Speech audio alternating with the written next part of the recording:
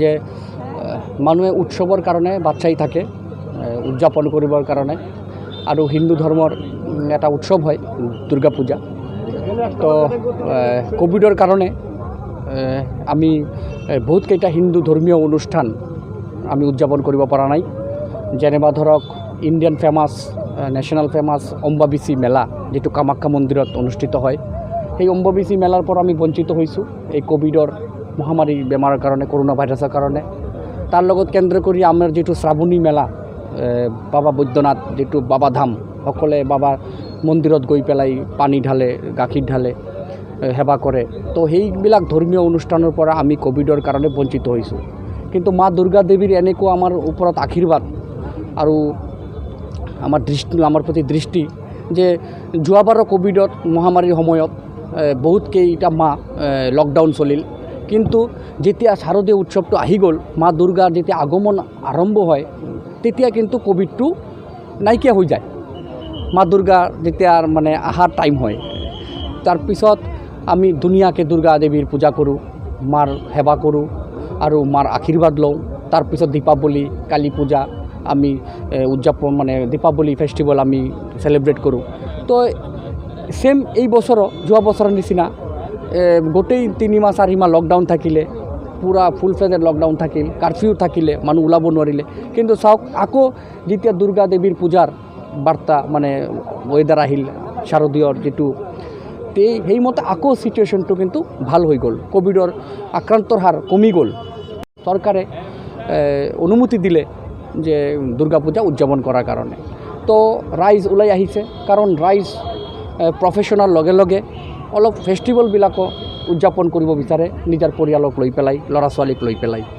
তো ফেষ্টিভেলৰ এই উদযাপন ধৰক দুৰ্গা পূজাই হওক, বিহু হওক, বিচুৱা হওক, দীপাৱলী হওক, তো সকলোৱে বিচাৰে, বাচ্চাই থাকে, বহুত আগৰ পৰাই বাচ্চাই থাকে। তো আজি মই বহুত আনন্দিত আৰু সুখী BTRৰ এজন হেল্থ এণ্ড ফেমিলি ৱেলফেয়াৰ ডিপাৰ্টমেণ্টৰ কাৰ্যবাহী সদস্য হিচাপে যে সকলোৱে ওলাই আহিছে, সকলোৱে মা দুৰ্গা দেৱীৰ ওচৰত আহিছে, আশীৰ্বাদ লৈ আছে, পূজা মণ্ডপত অঞ্জলি দি আছে, সকলোৱে দোকানত বহি পৰিয়ালৰ লগত ফুচকা খাই আছে, চাট খাই আছে, কোনোবা জিলাপি খাই আছে।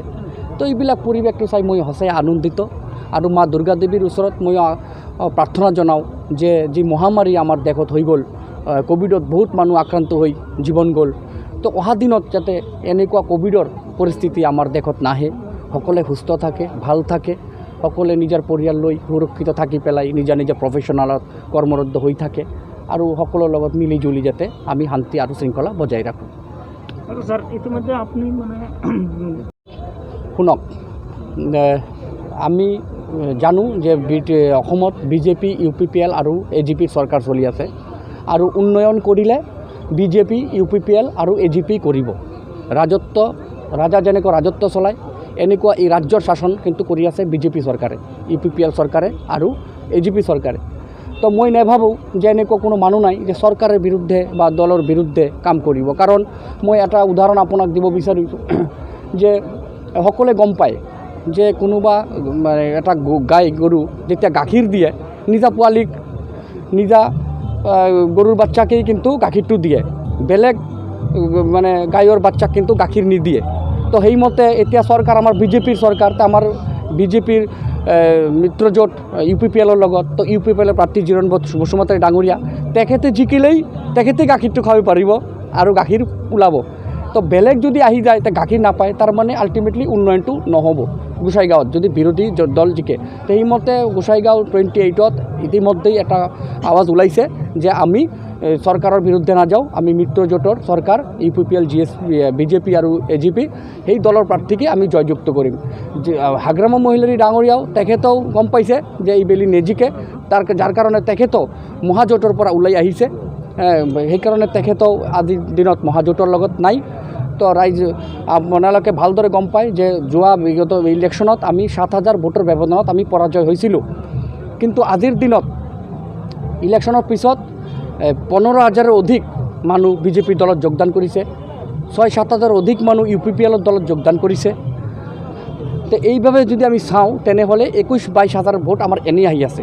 আৰু 2 নম্বৰ কথা, যোৱা ইলেকশ্যনত বিপিএফ, কংগ্ৰেছ, AUDF CPM এইবিলাক চব মহাজোঁটত ইলেকশ্যন খেলিছিল কিন্তু এইবেলি হাগ্ৰামাছ মহিলাৰীও তাৰ নিজা BPF দলৰ পৰা নিজৰ প্ৰাৰ্থী প্ৰক্ষেপ কৰিছে সেইকাৰণে তেখেতসকলৰ মাজত ভোট বিভাজন হ'ব তো এইফালে আমি সুৰক্ষিত থাকিম আমি ওলাই আহিম আৰু এইটো নিশ্চিত যে আমি 20-22 হাজাৰ ভোটৰ ব্যৱধানত এইবেলি আমি জিৰণ বসুমতাৰী ডাঙৰীয়াক জিকাই লৈ আহিম আৰু সকলোৱে বিচাৰিছে যে আমি ৰলিং চৰকাৰৰ লগত থাকোঁ আমি হিমন্ত বিশ্ব শৰ্মা মুখ্যমন্ত্ৰী ডক্টৰ হিমন্ত বিশ্ব শৰ্মা ডাঙৰীয়াৰ নেতৃত্বত যি অসমখন নতুন এটা মানচিত্ৰৰ ৰূপ ল'বলৈ গৈ আছে সেই মানচিত্ৰ সকলোৱেই একচেপ্ট কৰিছে ভাল পাইছে তাৰ নেতৃত্ব আজি চাওক ভাৰত স্বাধীন হোৱাৰ পিছত তামাৰহাটত কোনো মুখ্যমন্ত্ৰী আহি কিন্তু পূজা উদযাপন কৰা নাই অষ্টমী হোক বা নৱমী হোক আজিৰ দিনত আমাৰ মহামায়া মুখ্যমন্ত্ৰী ডাঙৰীয়া তেখেতৰ ইমান মানে ব্যস্ততাৰ মাজতো তেখেত আহি আজি ধুবুৰী জিলাত তেখেত আজি ষ্টে কৰি আছে মহামায়া মন্দিৰত তেখেতে নিজে পূজা দিলে